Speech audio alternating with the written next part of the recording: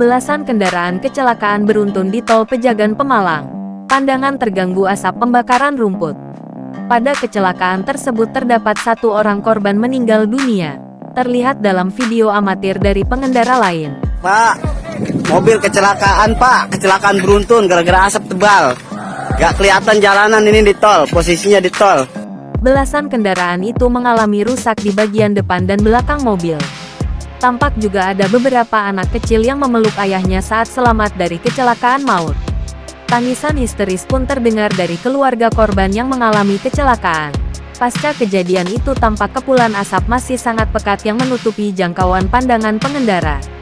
Kabid Humas Polda Jawa Tengah Kombes Iqbal Al-Qudusi mengatakan kecelakaan itu tepatnya terjadi di KM 253A, Desa Kluwut, Kecamatan Bulakamba, Kabupaten Brebes. Penyebab kecelakaan beruntun akibat asap tebal karena ada pembakaran rumput di pinggir jalan tol. Menurutnya ada 13 kendaraan yang mengalami kecelakaan beruntun. Berikut daftar kendaraannya dan nomor polisinya.